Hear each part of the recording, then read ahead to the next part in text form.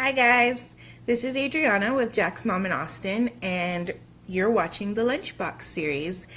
Today's episode is going to be a book review on Calmer, Easier, Happier Parenting by Noel Janis Norton. Now I'm doing this book specifically because I checked it out at the library and it's due soon. I think probably this week. So I need to finish up with it and talk about it and see if this is a book that's for you guys. It might not be. Before I start though, I will say that if you need something immediately, if there's anything that there's a reference that you want right now for your child to help with anything from tantrums to just connecting with them, I highly recommend No Drama Discipline. This book I actually bought hardcover right as soon as it came out, and it is the second half of another book, The Whole Brain Child. Also recommend it. I haven't read it, but I'm going to go ahead and recommend it because No Drama Discipline was so amazing. So I definitely think these books are worth owning. I got this one for Christmas. I can't wait to read it. But if you need to start somewhere, start with No Drama Discipline, and it's okay not to share. These two are my go-to for everything. As you can see, I have little flags on these books. I've had these since Jack was about a year old, and they literally changed my perspective on parenting and what I was doing with him and how I was handling being a parent. Not that there's any wrong way of parenting, but for me personally, it was really difficult at first, and I felt like there was a disconnect between me and Jack, and reading these books helped me find a common ground, I guess, between us so that our parenting, mine and Steven's, the dad, it just really became more effective, and we connected a lot with Jack, and I just really love our relationship now and have ever since. So there's that.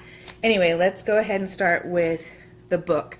I don't want to take up too much of your time since this is just me talking about a book that I read. But so Calmer, Easier, Happier Parenting is an international bestseller. Doesn't mean a lot. I feel like, yes, that's a lofty title, but for a lot of parents, we're always trying to find some magical solution to help us with our kids, to help us through tantrums, to help us through why they want the blue cup and not the yellow cup. So I could see why this book would definitely climb up to being an international bestseller. I don't want to say this book wasn't my favorite because I feel like I haven't had enough time to really look into it and work with it. There's one strategy. So the subtitle is 5 Strategies That End the Daily Battles and Get Kids to Listen the First Time, and it's recommended for children 3 to 13.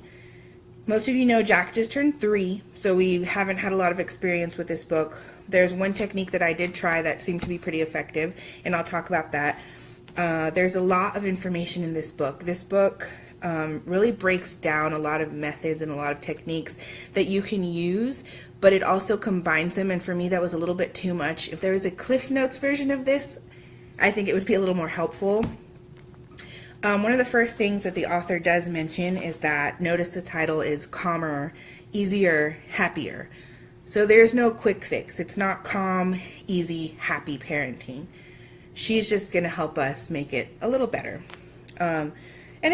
There was a lot of information in this book that definitely, I like that there's one part in the book that she mentions that this is a realistic approach to trying to help your child, to trying to discipline them, to trying to connect with them. And I do like that because I feel like oftentimes, especially in mommy groups, we get this sage advice and it comes in handfuls from a ton of moms, and it's supposed to work, but it doesn't. It doesn't fit your family, it doesn't fit your child, it doesn't fit your lifestyle, whatever. So I like that she just basically says this is a realistic approach to parenting and something that should work for every parent. She's pretty honest too about, you know, how parenting should go or how it could go depending on the situation. So the first thing that I tried was a chapter on descriptive praise, which was really effective when I first started it. It's kind of hard to narrow down completely, but basically, I know a lot of us already know that using superlatives on our children, it doesn't work. It's not effective. We're actually a generation that was filled with good job, well done, and it has backfired. After a while, we no longer want to work as hard. No, not we, but children don't want to work as hard to meet that end result from hearing good job. Also, it's not real, it's not authentic. Especially when we're not looking at whatever they're showing us and we just yell at a generic, yeah, good job, that looks beautiful. And I think after a while, kids definitely know that a few squiggles on a piece of paper isn't beautiful. I mean, it is to us, but it's not going to be to everybody. And that's something else they're going to notice. They're going to realize other people aren't saying the same things about their art pieces or whatever they're doing. So using superlatives is not good, and she goes into that. So not good. She goes into that and how we need to change up our strategy of talking to our kids. And that's by putting a lot of attention to detail. And I know this was really hard for us. We tried it a couple times and you feel stupid. I'm not going to lie. I'm not going to sugarcoat it. You feel pretty dumb. And it's really looking for the tiniest thing your child is doing and describing it, descriptive praise. So in the very beginning for us, Jack picks, I think most kids do this, I don't know, but if he has chapped lips, he'll pick at it and pick at it and pick at it and pick at it. And his lips looked rough during some cold weather that we were having, the couple days of cold weather we had. And I realized that if I just said, I noticed that you're not picking your lips, that shows a lot of responsibility, and you're remembering that I told you not to pick your lips. And I know that sounds so dumb, but for whatever reason, just letting him know that information and describing what he's doing, that's something that he's doing right, it just clicked. And that took literally maybe 3 or 4 times, and he stopped picking his lip, and it totally freaked me out because I didn't think it was going to be that effective. Now, there were other things we tried that were not as effective, but that, for whatever reason, maybe because it was the first thing we did, was really effective. And she does give examples on what you can use, what you shouldn't use, which words not to use. And she recommends saying, I noticed that, I see that. And it's just being very honest about what they're doing and literally talking about exactly what they're doing at that time. And then ending it with, so here are a few examples that I'll read off for you guys. For more examples of descriptive praise for small steps in the right direction, you've already got your underwear and 1 sock. You're almost halfway dressed. Super basic, super simple, and just giving them that one positive seems to guide them in the right direction. Now, I did continue reading the book, and I got lost on this first strategy because there's so much more information that comes after it. So she discusses further on this method called a think through. This is where it got a little convoluted for me. I couldn't focus on that and coincide it with the descriptive praise. I don't know why. I just had a hard time with it. She does a really good job of breaking it down, but I just couldn't work it through. So I couldn't do the think through. I think if I had this book for a longer time, I probably could use it more effectively with Jack. So maybe this is a book that you can incorporate into 6 months, and just kind of pace yourself and use piece by piece and really, delve into all of it, because it was just way too much information for, this is my second checkout. So this is going to be week 4. So I've had it for a month, but that's just not enough time. So I can't say that's why I won't say I did not like the book, because it's okay not to share and no drama discipline I've had since Jack was born. So both of those I've had 3 years to really work with, and I just really like how effective they are.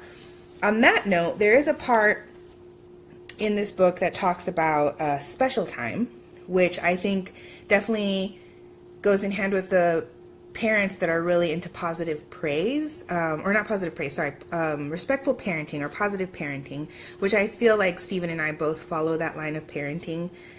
We are definitely a new generation, and spanking, timeouts, we've learned they're not healthy. They're not as effective especially timeouts aren't as effective as I once thought they would be. Come to find they just isolate the child.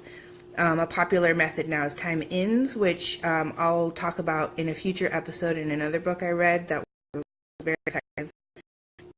In Calmer, Easier, Happier Parenting, sorry, phone call, she talks about special time. and how important it is to make time with our children, even if it's just 10 minutes a day. If you have more than one child, to find time with each child individually, to talk to them, to just connect. And it has to be without screen time, something that's free, something that you both enjoy. So even Jack really likes to bake with me. Baking is our thing. We love to make muffins. So that's definitely something we spend time together doing. I know that's really hard for a lot of parents that work full time. And this is not, I mean, it can be something you do before bedtime. If you have multiple children, maybe staggering bedtimes and making sure you spend those 10 minutes with each child, maybe reading stories. These are just my personal advice for y'all, but definitely read the book, see what else she might have other options for you. But I really like that she included a chapter on special time, because I think that a lot of times when kids have a lot of really big emotions that they don't know how to deal with, as well as adults. And that's because we as adults don't know how to deal with them well either. And little kids, I mean, they're little, they're tiny. They've been around 2, 3, 4 years of life, and they have all these expectations and all these big emotions. And I think finding time to connect with them and to just bring them to a calmer place, a peaceful place, is really helpful to kind of guide them through a lot of these big emotions, and to just help provide them with a safe space. And I think I have a comment from Yesenia. Special time is so important with 2 kids. We stagger their bedtimes to fit it in. That's great. Yeah, I figured staggering bedtimes. I think that's what we'll try and do with number 2. And I love that you suggested that as well. So now we know that there's proof that that is effective. I don't know, but that's good that you guys do that as well. So it definitely goes into that chapter of being connected. It also talks about reflective listening, which I also think is great. I am the biggest culprit of tuning Jack out after a while. I know most of you don't know Jack, but he's a very chatty little boy. And being with him every day, all day, after a while, you want to tune him out. So that the chapter on reflective listening, I'm barely getting through a second time. The first time I kind of glazed over it. So I really think reading it through the second time will be more helpful, and I might be able to tune into him a little bit more. So the book, after that chapter, after a few strategies, it starts to meld strategies together, and that's where I got a little frustrated, because it's asking me to do the think through with the descriptive praise and the special time, and I couldn't merge them all together successfully. So that's obviously it's a user malfunction that I need to give it a little more time and maybe try it again. So this is a book that I'm definitely going to keep on the back burner, and I might try again, since it does seem to last for children up to 13 years. If one of my other books fails here in the future, I'll definitely go back to this one. So I think a Cliff's Notes version of this might be helpful, but maybe this is it for you guys, who knows. And I know a few of you are tuning in right now. Do any of you guys have any questions about the book or anything you'd like to know or ask? I can try and look it up quickly or just tell you my experience with it. I will say that this morning I tried the descriptive praise again, and it failed horribly. Jack was singing obnoxiously in our bathroom while not washing his hands. We wanted him to wash his hands, and I think I did the descriptive praise perhaps too early, because he inhaled to take a breath, which I felt was my minuscule moment to find that praise. And I said, I noticed that you're doing really well pausing to wash your hands. And he took that as, oh my God, I have to be louder. So that didn't work out. I'm sure somewhere there I did something wrong. I have to go back and check. But like I said, it's hit or miss. The first time it worked great. The second time it was wishy-washy. Another thing I highly recommend is, if you're going to do this, make sure your partner is on board. Make sure you both know, what you're both doing, the method you're using. We have had a few disconnects there because it's so hard to convey an entire book to your partner. But one thing we find helpful at night is kind of going over a few points. When Jack's asleep, I'll try and throw a lot of information at Stephen and hope that he can digest most of it. Whatever he doesn't, trial and error. But it's also cool to see the next day, if he misses something and we revert back to a parenting method or style that wasn't effective, you can see that difference and you can see what works and what doesn't work. So there is a positive to that. Other than that, I think I'm pretty much done with this book. I will make sure to add a link to an Amazon. You can buy it on Amazon. It's available there. I think it's available for like $15, so it's pretty affordable. If not, you can check it out like I did from Austin Public Library. They also have a digital version, I believe. Most of these are digital, which is great. You can listen to them in the car. But I like to have a hard copy. That's just my preference. So I'll leave you guys with that. A few quick mentions. Next week I'll be going live for just a minute to help support Dance Waterloo and Amplify Austin.